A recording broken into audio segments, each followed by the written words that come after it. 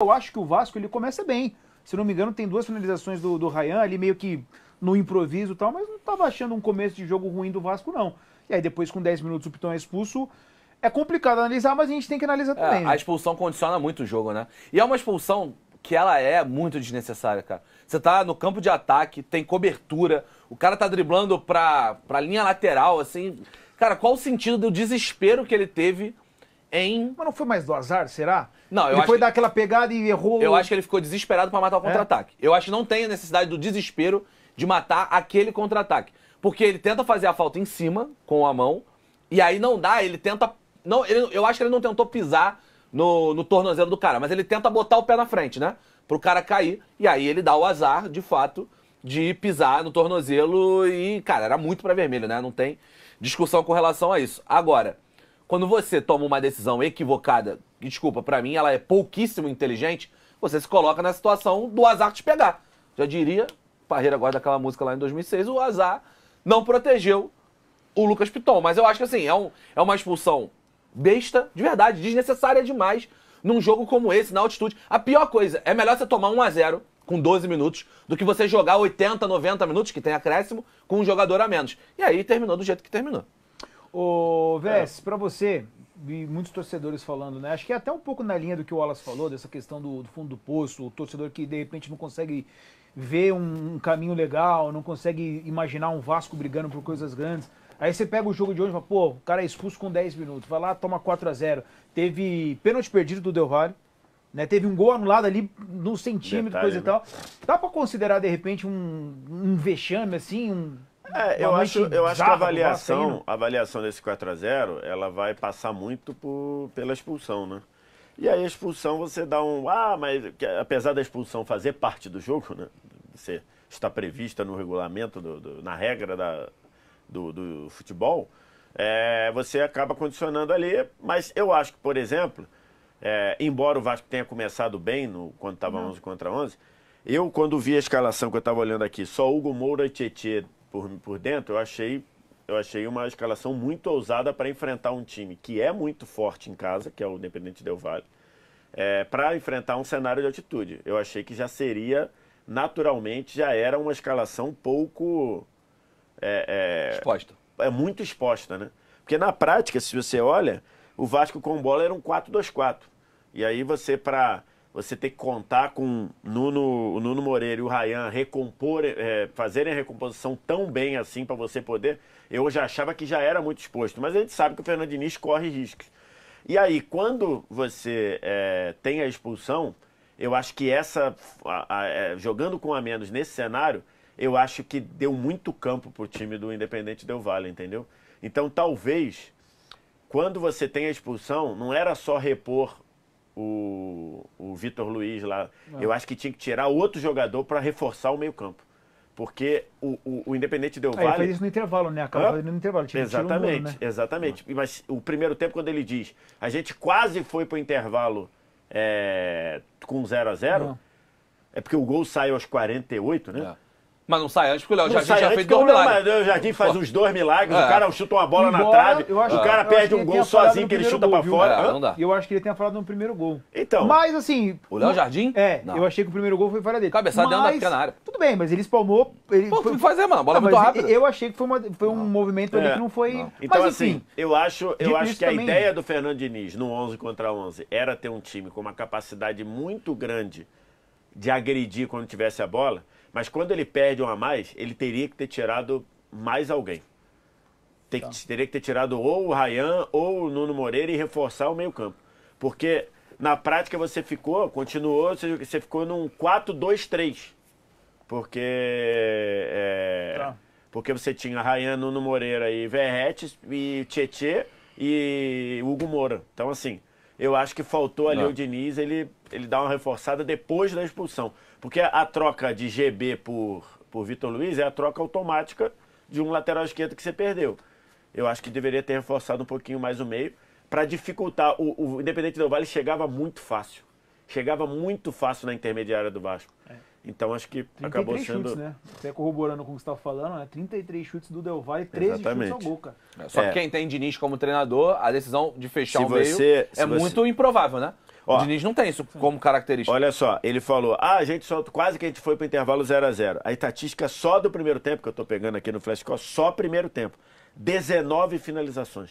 Só no primeiro tempo. É muita coisa. Então, assim, né? Ou seja, ele finalizou mais no primeiro tempo do que no segundo, por exemplo, que 19 daria, vezes 2 daria 38, entendeu? Então, assim, muita finalização. Ô, Renatinho, se chegasse pra você antes do jogo, pegasse ali e tal, o Del Valle, ele é o líder do campeonato equatoriano, a gente sabe que o futebol equatoriano nos últimos anos tem crescido bastante, inclusive o próprio Del Valle, o que revela de jogador é impressionante, cara. Seleção brasileira, jogou com o Equador, jogo difícil. Aliás, anota mais um, o mercado é bom pra caramba. É, perninha bom jogador. rápida, jogador que dá dinâmica, dá ritmo pro time. Não é porque fez 2 gols ontem não, mas é um cara que eu já tô de olho faz um tempo. Na final do Mundial tinha Caicedo e Pátio, quer dizer, o Pátio estava suspenso, mas poderia estar Pátio da base do Del Valle. Kendry Paz também, né? Kendry Paz que tá estava indo pro no Chelsea. De repente chegasse e falasse assim, ó, o líder do equatoriano vai ganhar de 4-0 em casa, ele bem, tudo bem, tem altitude também, mas você se surpreenderia? E aí é que eu acho que é o ponto da questão do vexame. É muito ruim para algumas pessoas não considerar isso aqui vexame por ser o Vasco. Dá pra entender onde eu quero chegar? Mano, Meio que fica um sentimento às vezes de dó. Mano, não gosto da palavra vexame. Pra mim, vexame é jogador que não corre, é roubar. Pra mim, vexame é isso. Ponto. Mas no 11 contra 11 eu não acho absurdo. Se acontecesse isso no 11 contra 11, é só você pegar os 2 clubes nos últimos anos e você vai entender. Infelizmente, o Vasco, nos últimos anos, é um time, como você falou, não é dó. Mas acho que o torcedor escutar que alguém tem dó do time dele, talvez seja maior. Exatamente. Mas a questão é a não perspectiva, né? Eu acho que o que pega mais pro Vascaíno é olhar assim e falar, pô, mas... Não, mas a SAF tá entrando uma SAF. Não, mas pô, o clube tá assim, por mais que eu veja até boas intenções no Pedrinho, você não consegue ver um fim do túnel pro Vasco. Então, assim, se você olhar no 11 contra 11... Pra mim, quando começa o confronto, o Del Valle é favorito passar. Ponto. Ponto. E isso não é desmerecer a história do Vasco. O Vasco tem uma das histórias mais bonitas do futebol brasileiro. É um dos times mais legais de você entender a história. Uma das torcidas mais legais de você ver no estádio. Eu já fui no estádio nos 4 clubes do Rio. O time que eu mais gostei de ver no estádio foi o Vasco. E isso não interfere. Mas o Vasco de hoje é isso, cara. É você entrar num confronto com o Del Valle, num clube que é antítese disso, de organização, de estruturação, de formação. O Vasco ainda forma muito jogador bom, né? O Ryan, acho que é a grande notícia da temporada, tá indo muito bem. Mas não acho um absurdo. Entendo que o contexto do jogo fez com que o resultado fosse mais elástico, 750 finalizações. Se a gente for ver nos últimos jogos, os últimos 2 jogos, o Vasco tomou mais de 50 finalizações. A altitude pega também, eu entendo tudo isso. Mas eu já vi muitas equipes com a menos se comportarem muito melhor. O Vasco foi incapaz de proteger a sua área. O Vasco com a menos, no jogo inteiro, você já sabe que o jogo te condiciona a defender e o Vasco não conseguiu defender a sua própria área. Aí pra mim é uma questão de problemas estruturais da equipe. Isso está muito claro. Então assim, eu não gosto da palavra vexame, mas também entendo que nesse confronto aí... E a gente até projetando mais, o negócio do Vasco é devagarzinho, estruturar, fazer um brasileiro sem susto. Esquece o negócio sul-americano aí, mano. Pra vocês, qual que é o real Vasco, né? Porque antes da parada ainda tinha uma situação de que, pô, tá dando uma resposta, o trabalho do Diniz no começo ali, embora não talvez em resultados, mas em desempenho, tem alguma coisa. Teve o jogo com o São Paulo, que foi um bom resultado do Vasco da Gama. Qual que é? Aquele... Ou é esse aí, de repente, mais uma vez, mais um ano, se matar aí contra o rebaixamento e não ver muita perspectiva? O Vasco dos últimos anos é mais esse, né? Muitas vezes mais esse. Eu acho que tem 3 mentiras que a gente precisa desmistificar do Vasco. A primeira, acho que é o Vasco do momento, pós-São Paulo, o Vasco padrão dele em 2025 e 2024, 2023, nos últimos anos. Não é o do jogo contra o São Paulo. Ele jogou muito bem, realmente, foi um baita jogo contra o São Paulo, mas não é. A outra mentira é que o Vasco não tinha dinheiro e aí teve que montar um time de qualquer jeito, porque se você pegar Adson, 5 milhões de euros, David, 2,5, se não me engano, 3 milhões de euros. Isso aí arrebentou. Nuno Moreira, mais 3 e pouco, 4 milhões de euros. Garré, João Vitor, 30 milhões de reais no João Vitor, 5 milhões de euros. Enfim, vários dos mais jogadores desses caras que estão entrando em campo e estão atrapalhando o Vasco dia após dia, Custaram muito dinheiro. Esse time custou pra lá de 300 milhões de reais, tá? Então, esse é um outro ponto que o Vasco não é... Esse time não foi barato de ser montado. E a terceira mentira... Mas eu acho que pra padrão do futebol hoje também não tá perto dos outros investimentos. Não tá perto do Flamengo. Mas tem muito time não, na Série A mas- do Campeonato Brasileiro de que gasta muito Corinthians, menos. de São Paulo, não. Tudo bem, mas próprio Santos. o Vasco não pode gastar 300 milhões de reais e ter esse time. Não, mas Essa é a que eu questão. não acho o time titular do Vasco tão ruim assim. Eu acho que é um time que não Eu acho faz. o elenco do Vasco Não, muito problemático. o Eu acho elenco, fraco. sim. Elenco Sim. fraco. E o time titular tem vários problemas também. O time titular tem vários Eu problemas. acho o Nuno um baita no acerto. Eu acho o Ryan um bom jogador. Eu acho o A bom dupla, jogador. o Hugo Moura e Tietchan, eu acho um problemaço como dupla de volante. A zaga do Não, Vasco não, é é. zero confiável. Sim, mas Estamos falando de 4 jogadores que são zero confiáveis no time titular. Então, aí, E só pra talvez- fechar, tem a terceira mentira, que é... E aí eu acho que entra um pouco disso, que é o Pedrinho falar que é um time de G8. Não, aí é loucura. Aí eu acho... Aí eu acho um vexame, E um acho que é vergonhoso. pior, Isso, você ó. Aí eu vende acho uma parada, vergonhoso né? o Pedrinho vir a público meter uma bravata desse nível de falar que esse time é um time de G8. Gente, se tem uma coisa que o Vasco não é um elenco de G8. E aí eu acho que você vende uma ilusão pro torcedor Isso aí. que ele acaba acreditando. Querendo ou não, às vezes o torcedor já tá Ah, meio não, mas eu calejado, acho- né? Mas eu acho que nenhum torcedor que escutou isso falou, não, o Pedrinho tá certo. Ah, Eu Tudo não bem, acho. tudo bem. Mas, Mas eu a acho grande- absurdo o presidente do clube mandar dessa. ainda mais o concordo com Pedrinho, você. que defendia e acho que defende na vida particular algo completamente diferente disso. Sim. Então eu acho, são 3 mentiras que a gente precisa desmistificar do Vasco. O Vasco foi caro, o Vasco não é um time de G8 e o Vasco não é o time que jogou contra o São Paulo em sua maioria. Colocando tudo isso em conta, daqui a pouco eu sei que tem superchat sobre o Vasco, mas para fechar aqui, VS, aí você traz o Fernando Diniz. Ele é o técnico, entre aspas, ideal, certo, para esse momento do Vasco? Eu acho que o Pedrinho ficou, em alguns momentos, e até falou sobre isso, né, que em alguns momentos ele pensou no que ele ficou na dúvida entre o que acredita de futebol e ser o pragmático que talvez um clube, em alguns momentos, precise.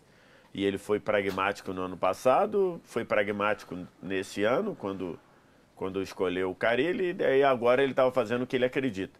Só que a gente sabe que o trabalho do Fernando Diniz, ele pode demandar tempo, ele pode... E ele precisa de respaldo, ele precisa de entendimento do que é. Acho também que o elenco do Vasco tem bons problemas, quer dizer, bons problemas, tem muitos problemas quando você pensa no elenco como um todo. Acho que o time titular não fica a dever ali da média do Campeonato Brasileiro. Acho que esse time titular do Vasco não deveria ter sofrimento para ficar na primeira divisão, por exemplo. Mas quando você começa... E aí esse é um ponto, né? Quando você joga a Vera numa Sul-Americana. Por quê? Porque o teu torcedor quer um título. O teu torcedor precisa de um título. O Vasco não ganha um título desde 16, né? E foi Carioca falado- 16, foi né? falado- Título pela grande diretoria, desde 12. E foi falado pela diretoria que seria 11, prioridade, né? 11, A Sul-Americana. então. Tem esse ponto. 12 foi Aí você, o Libertadores. torcedor do Vasco, está sedento por um título. O Vasco não ganha um título nenhum desde 16. Se você excluir estadual, não ganha um título desde a Copa do Brasil de 11. O torcedor está carente de um título. Aí você tem que olhar para o brasileiro. E aí tem as Copas, né? Tem Copa Sul-Americana, tem Copa do Brasil. Hoje, talvez, dependendo do que acontecer, talvez ganhar uma Copa do Brasil seja mais difícil do que ganhar uma Sul-Americana. Embora você tenha muito brasileiro na Sim. Sul-Americana, né? Você pode cruzar ali, se o Bahia passar, pega o Fluminense, então já vai se matar um brasileiro ali. Tem Grêmio na chave, tem Atlético Mineiro na chave, e por aí vai. Então, mas enfim, e aí você fica nessa ânsia. Pô, meu torcedor, o clube precisa de um título, um clube do tamanho do Vasco, grande como o Vasco precisa de um título. Então vou ter que dar uma olhada numa Copa, vou ter que dar uma moral para a Copa do Brasil, dar uma moral para a Sul-Americana. Aí você, numa dessa, pode faltar no brasileiro, porque o elenco, como a gente aqui, não é tão bom. Então, mas acho que é isso, acho que a realidade o grave disso é que eu falo assim, quando virar SAF melhor, o pessoal fala brincadeira. O Vasco já virou uma SAF. E ainda corroborando o momento de como as coisas não dão certo pro Vasco, na hora que o Vasco virou SAF, ele virou uma SAF que não tinha nenhuma capacidade.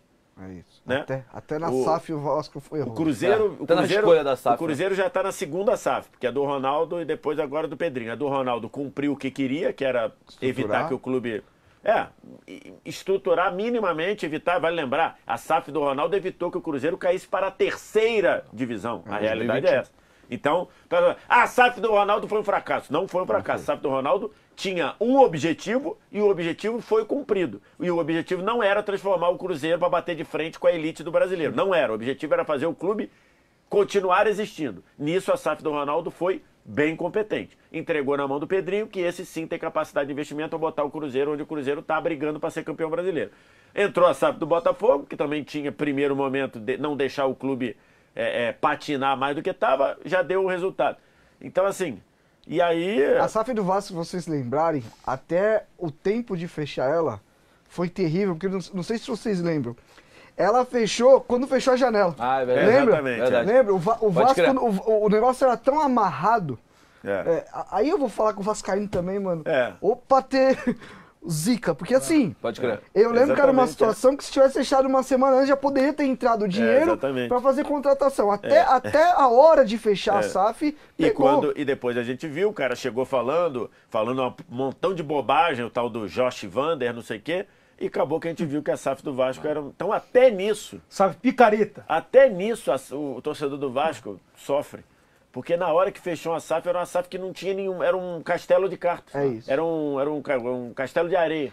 Mas tinha alguns indícios, né, com os outros clubes Tinha Porque você indício, via gringo muita falando... Muita gente critica que no Vasco, o contrato da SAF com o Vasco teve um negócio estranhíssimo, que o contrato foi dado para as pessoas do Vasco em partes, porque não era um contrato tão confidencial que foi dado... Aí, tipo assim, nós aqui éramos conselheiros. O Wallace lia os primeiros 25%, aí dizia o que ele achava. Eu lia os outros 25%, você 25%. Então, assim... Telefone sem fio.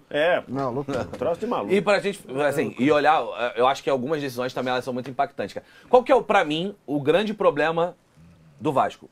Time, defesa. Pra mim, a grande questão está na defesa. Falamos aqui, né? Pra mim, os 2 volantes e os 2 zagueiros. A zaga do Vasco é muito fraca. Eu também acho. A zaga do Vasco é muito... O perdido. Paulo Henrique é um lateral muito lateral. bom. O Piton vem caindo de produção sensivelmente. Quem fala que o Piton é um dos melhores laterais esquerdos do Brasil, tá em delay, né? Tá em um ano e meio Então, atrás. um ano e meio atrás. Já tem muito tempo que ele não joga nesse nível. E aí, você contratar o Fernando Diniz também é um ponto que é... O Fernando Diniz nunca foi um cara que arruma a defesa. O Fernando Diniz tem, em média, na carreira dele, mais de um gol sofrido por jogo. Desde o Votorati. É normal. O modelo de jogo do Fernando Diniz é uma outra coisa, completamente diferente. E aí, o Renato até falou, o Vasco tomou nos últimos 2 jogos 50 finalizações. Desde que o Fernando Diniz chegou, são 3 jogos, 7 gols sofridos. É natural que esse não seja o plano principal do Fernando Diniz.